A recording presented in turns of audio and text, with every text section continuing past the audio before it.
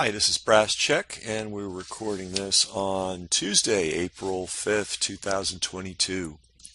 And about a year ago, I was banned from Twitter, had my account frozen, though you can still read my tweets, but I can't post and I can't communicate with anybody via Twitter, for asking the question, how in March of 2020 was a certain journalist predicting that that a coronavirus vaccine would be developed quickly and that it would be safe and effective. He was patting himself on the back at that time when I posted it, obviously, about how genius he was in his prediction. I had a reasonable reason to ask that question because though it's not been ever really reported, there have been attempts to create coronavirus vaccines against coronaviruses for many, many years. They've not only all ended in failure, they've all ended in disaster. So I wanted to know how this journalist could have known that a vaccine would have even been developed, the fastest vaccine development in the history of humanity. And I also wanted to know how he knew it was going to be safe and effective before we even had one to test. But for that, I was taken off Twitter. And you know what? Good thing. I was wasting a lot of time with that junk. But it looks like we're going to continue to be the COVID channel for a while because the problems are not ending. As we predicted when this thing got rolling in March of 2020, when will this end? It will end on the same timetable that the Nazis voluntarily marched out of Poland, i.e. it doesn't end until we end it.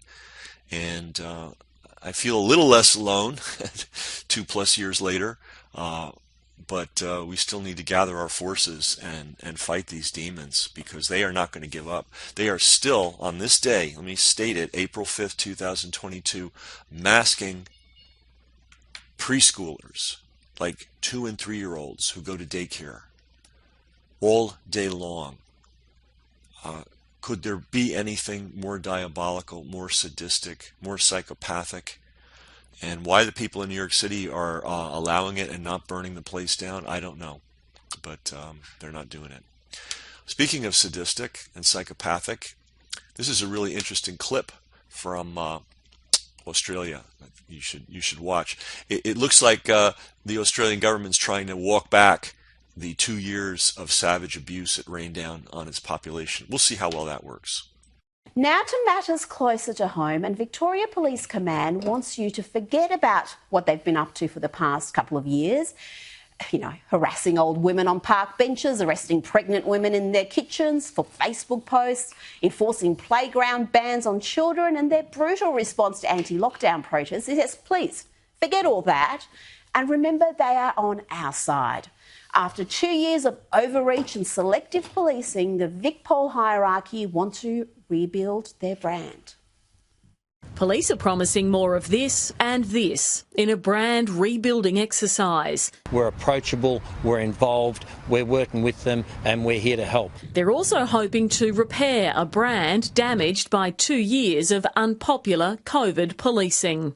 We know we've had to perform duties and engage with people, and it might not have been what they would have expected in the first instance because of the COVID environment we're in. No, Commissioner, you didn't have to do any of the insanely illiberal and often downright brutal enforcement that you and your members of your command enthusiastically embrace. You didn't have to allow the police force to become politicised. You didn't have to stand with bureaucrats banning children from playgrounds. You know, want to build trust with the Victorian public? I can't imagine why. Excuse me, what on earth? Just put your phone down. Can you record this? I'm in my pajamas. What's this? An ultrasound in an hour. Yeah, she's pregnant. What the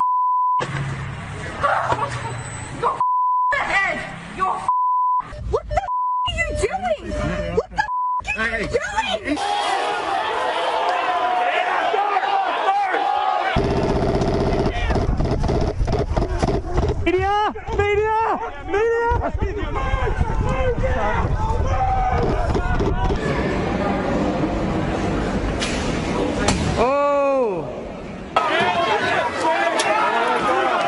Throwing stuff now, and Okay, they're shooting. They're now shooting.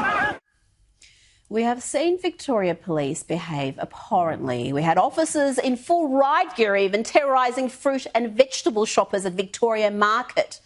Again, the heavy-handed response to an anti-lockdown protest was in stark contrast to the force's attitude to a mass BLM march during lockdown. For BLM, there was restraint, no mass arrests or fines. But for those questioning why their kids' schools were closed and their livelihoods were being destroyed, they copped this.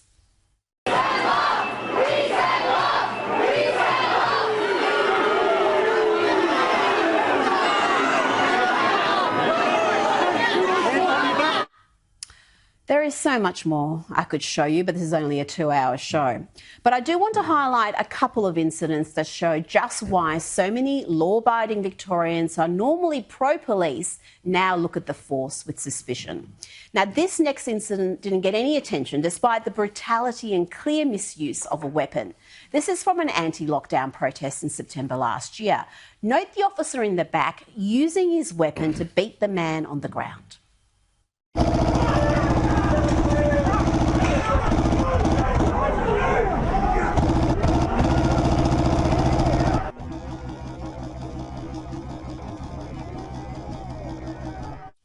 No consequences, no repercussions for that. And then there was this brutality on the same day that police in full riot gear descended on the fruit and vegetable aisles of Victoria Market.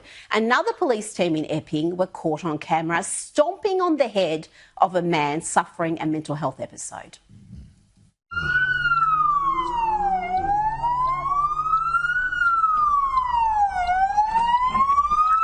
Are you kidding me? Are you kidding me? Are you kidding me? Now, that poor victim ended up in an induced coma, and the incident was investigated. But guess what? You'll be happy to learn that the watchdog found that Victoria Police acted lawfully when head stomping a mentally ill man during arrest. Yes, put that together with the Sluggate saga, the intimidation of Dan Andrews' critics, the politicisation of the police force and selective policing practices, the Lawyer X scandal that completely undermined the criminal justice system, and the failure to properly swear in more than 1,000 officers, then you can see why there may be a crisis in trust in law enforcement in Victoria. And a little cheap PR isn't going to fix that. Police Command needs a clean-out, starting with Assistant Commissioner Luke Cornelius, who referred to anti-lockdown protesters as batshit crazy conspiracy theorists, but this was his attitude to BLM protesters during the pandemic. Victoria Police understands and acknowledges the anger and frustration people feel about events taking place overseas and which are dominating our TV.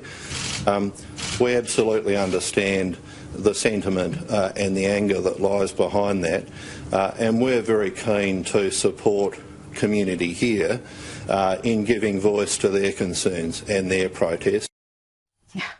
Yes, you can understand BLM protesters, but no consideration for people whose very livelihoods were being destroyed. Yes, Victoria Police's public image is badly damaged, and as long as the likes of Chief Wiggum over there are in key positions, that ain't going to change. Brass Check TV, free to you, not free to us. We've got a server bill, we've got an email software bill, we've got a tech helper bill, and that happens every month. So to everybody that is supporting us financially, that's paying for their subscription in one way or another, we really appreciate it. If you're not, consider doing so.